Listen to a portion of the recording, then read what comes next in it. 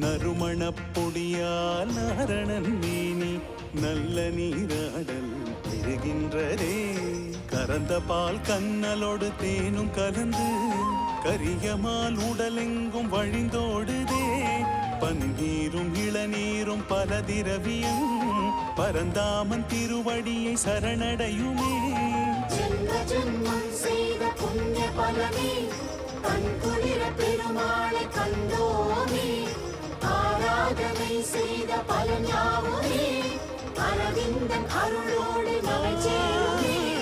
திருமஞ்சனம் நடந்தேறவே திருமலை வாசனுக்கே திசையெங்கும் தென்றலில் கலந்ததுவே தெய்வீக மனம் வீசுதே.